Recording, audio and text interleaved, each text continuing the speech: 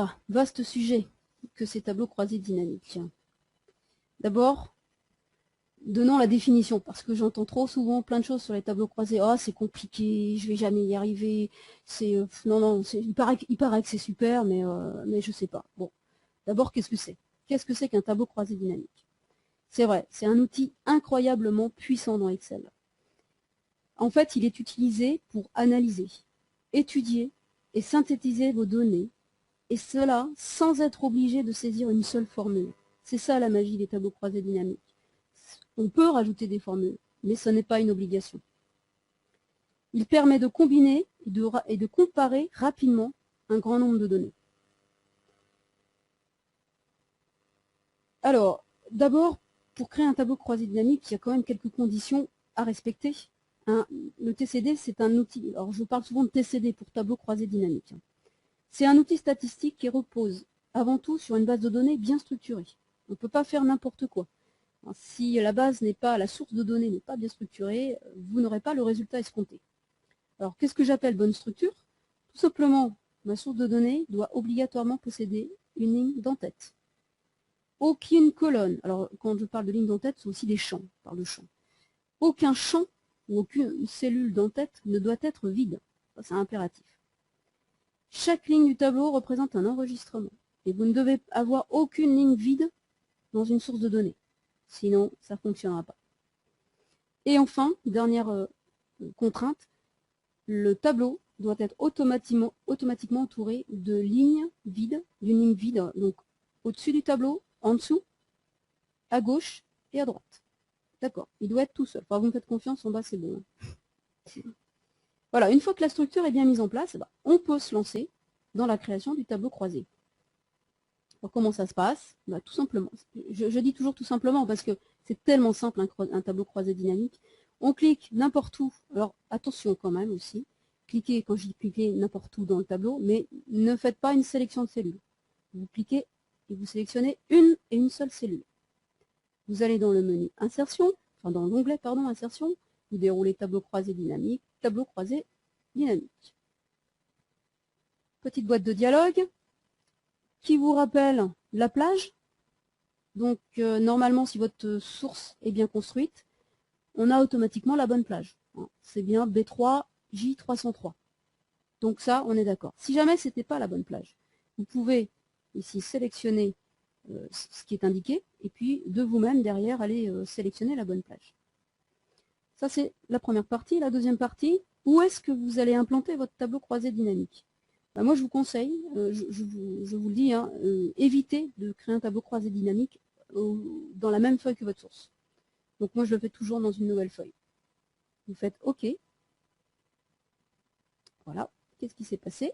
Ici, j'ai une première zone qui m'indique la structure de mon tableau croisé. Et puis ici, j'ai une boîte de dialogue qui va me permettre de faire ce que j'ai besoin de faire. Alors, juste une petite chose que j'ai oublié de faire, c'est que je voulais vous montrer avant de le réaliser. Voilà ce que je souhaite obtenir. Parce que je parle de tableau croisé, mais je ne vous ai pas montré le résultat. Donc voilà, en fait, par exemple, dans un premier temps, je souhaite analyser les ventes par vendeur et par famille de produits. Donc ici, vous voyez, le résultat auquel je veux aboutir, c'est bien d'obtenir les ventes, le total des ventes pour un vendeur donné et pour une famille donnée. Donc, et tout ça dans un tableau. Imaginez quand vous avez des milliers de lignes et que vous devez le faire à la main. Imaginez le temps que ça va vous prendre et imaginez les risques d'erreur. Alors je reviens dans ma feuille 1. Donc là, j'ai ma structure. Et là, ici, j'ai un rappel de tous les champs de ma source. Donc je vous ai dit que je voulais un tableau croisé par vendeur et par famille. Et bien tout simplement, je vais cliquer sur vendeur. Voilà.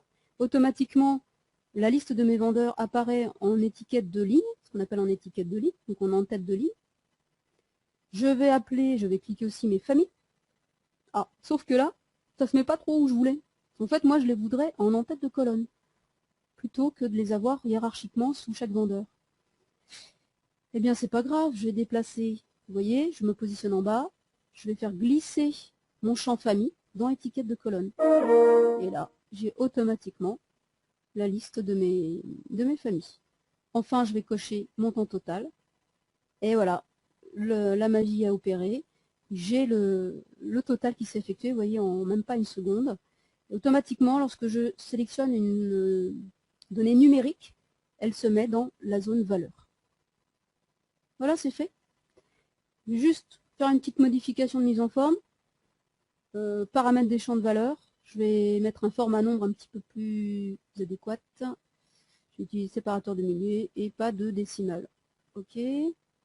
OK. Et voilà, c'est fait. C'est déjà un petit peu plus joli. Alors, je ne vais pas rentrer dans le détail. J'espère que... Bon, il y aura d'autres webinaires, bien sûr, et je pense très prochainement faire un webinaire sur les tableaux croisés dynamiques parce que c'est un outil excessivement puissant et il y a tellement de choses à dire. Il y a énormément de choses à dire. Voilà pour le premier tableau croisé dynamique. Alors, je ne vais pas avoir le temps de vous dire tout ce que j'avais prévu, mais c'est pas grave. Je vais vous montrer aussi autre chose assez puissant. Je regarde un petit peu mon tableau, j'analyse forcément, c'est fait pour ça.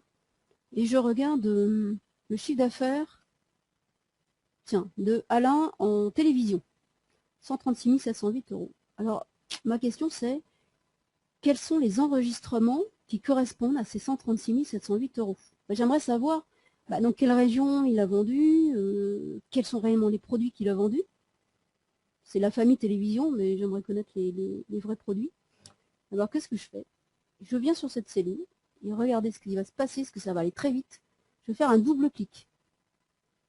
Et bien, automatiquement, il me crée dans une nouvelle feuille la liste de tous les enregistrements qui correspondent à la somme. Donc, hop, je reviens, 136 708, regardez bien, je veux bien m'assurer ici, j'ai sélectionné ma page, je veux m'assurer que ça fasse 136 708. Regardez en bas, dans la barre d'état, tout en bas, on a la somme. On a une petite calculatrice intégrée, j'en avais pas encore parlé, pas le temps de tout dire, mais ici vous avez la somme, on retrouve bien les 136 708, et j'ai 16 ventes en fait, de télévision pour Alain. Voilà. Donc vous voyez encore un outil d'un tableau croisé dynamique, et bien je vais obtenir un détail d'informations sur un chiffre d'affaires ou une quantité, enfin sur un numérique en tout cas. Voilà. Je vais vous montrer comment on peut intégrer, comment on peut utiliser cette quatrième zone, le filtre du rapport. Alors dans ce filtre du rapport, je vais mettre la région. En fait, ça va me permettre de filtrer région par région. On va faire ça. Alors, je vais prendre la région, par exemple, la région nord. Voilà, pas grand-chose dans la région nord. Il ne se passe pas grand-chose. Dans l'ouest, ça bouge un peu plus. Dans la région ouest, voilà, je peux voir toutes les ventes réalisées uniquement dans la région ouest. Voilà, donc je peux m'amuser comme ça à changer les informations et puis je peux revenir à tout le monde, à toutes les ventes, à toutes les régions. Seulement, quelqu'un va me dire, ah oui, mais moi j'aimerais bien le rapport correspondant à ma région, un autre va me dire, moi j'aimerais bien ma région, etc. Eh bien, je vais pouvoir très rapidement éditer ce tableau, pour chaque région. Alors en fait, c'est un outil qui est caché. C'est un petit peu bizarre parce que je trouve que c'est un outil assez puissant aussi. Enfin, vous allez me dire, j'utilise beaucoup le mot puissant, mais c'est vraiment extraordinaire. Et j'ai trouvé que c'était un peu caché. Donc ça se trouve dans outils de tableau croisé dynamique, options. Ici dans encore options, la liste déroulante options. Et là, vous avez affiché les pages de filtre de rapport. Alors forcément, ici, il me propose qu'un seul filtre de rapport, parce que je n'ai mis qu'un filtre sur la région. J'aurais pu en mettre sur les clients ou sur les produits, par exemple. Donc je fais attention, attention, je fais OK. Regardez bien ce qui va se passer en bas. Bingo. Mes 4 régions, j'ai un rapport pour mes 4 régions, donc un rapport identique à ce que j'avais au départ, avec, bien sûr, les données adaptées à chacune de ces régions. Et je peux maintenant imprimer toutes ces régions. Je peux imprimer tous ces rapports. Voilà. Alors, dernier point que je voudrais aborder avant de vous quitter. Cerise sur la gâteau, c'est une commande qui est apparue dans la dernière version, enfin l'avant-dernière, parce que 2010 c'est l'avant-dernière version d'Excel. Donc je suis désolée, il y en a qui seront peut-être frustrés parce qu'ils ont des versions antérieures, mais un nouvel outil qui s'appelle l'outil segment, qui va vous permettre de filtrer encore, je trouve, encore beaucoup plus puissamment que le rapport de filtre, le filtre du rapport. Donc je vais me libérer de ce filtre de rapport qui ne m'en sert pas. Alors au passage, je ne vous ai pas montré, vous avez vu, hein, si je remets région ici, vous avez vu que quand on veut enlever un champ, il suffit juste de glisser à l'extérieur de la boîte. Voilà. Alors pour terminer, insérons un segment. Alors un segment, en fait, ça va vous permettre de filtrer, hein, tout simplement, vos données. Je vais insérer un segment. Alors, on va choisir quoi? On va choisir... Prenons les régions, on va choisir les clients. On va reprendre les vendeurs, tiens. Hop, et puis les produits. Ça va faire un peu beaucoup de noms, mais c'est pas grave. C'est juste pour voir. Vous voyez ce qui s'est passé. Vous avez 4 boîtes avec les informations de tous, les correspondant au champ que j'ai choisi. Maintenant, il me reste à déplacer ces boîtes, à les organiser un petit peu. Donc, ce que je vais faire ici, je vais insérer voilà, une colonne que je vais agrandir. Il ne suffit plus que de réorganiser. Voilà, ici, je vais aussi agrandir la ligne. Voilà. Alors, vous allez voir, c'est vraiment puissant. Ici, bon, je l'ai un petit peu trop diminué. Je vais aller dans Options. Je vais mettre mes régions. Elles vont tenir sur une seule ligne, donc 4 colonnes. Je vais la laisser comme ça. Voilà. Je vais mettre mes vendeurs à côté. Pareil, je vais les mettre sur 4 colonnes. Ouais, c'est 5. 5. Voilà. Je vais faire une petite mise en forme. Voilà. Je vais mettre mes clients ici. Je vais mettre 2 colonnes. Je pense que ça devrait passer. Je vais les mettre en vert. Voilà. Hop. Puis, pareil pour les produits. On va mettre 3 colonnes, ça devrait aussi passer. Allez, en violet. Et puis maintenant, bah, il faut savoir comment s'en servir. La magie, elle est là aussi. Eh bien, admettons. On va dire un petit peu ça. Hop. Voilà. Admettons que je souhaite visualiser les ventes de mon client Confort Vidéo. Je vais aller cliquer sur Confort Vidéo. Et là, je n'ai que les ventes de Confort Vidéo. Je sais qu'il n'y a que Thierry, dans la région sud, qui réalise ses ventes. Et en fait, je vois très bien que ce client, il m'a sélectionné tous les produits. Il m'a acheté de tout. Je vais prendre un autre client. Pareil, ici. En fait, je peux changer. Je peux en prendre plusieurs. Tiens, allez, je vais prendre avec la touche contrôle. Je maintiens ma touche contrôle enfoncée. Et je prends mes 4 clients. Muller, Drouin, Meunier, Darcy.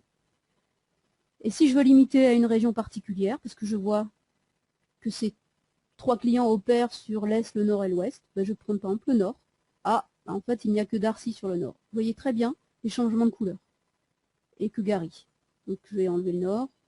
Pour enlever un filtre, je clique sur Filtre. Je prends l'Ouest, etc. Vous voyez, c'est un outil, vraiment, si je veux voir un produit particulier, ben je vais enlever tous mes filtres. Et je vais aller choisir mon produit. Voilà. Là, j'ai pris qu'un seul produit qui est Klipsch. On va prendre un Nikon, c'est plus simple à dire. Nikon D3200.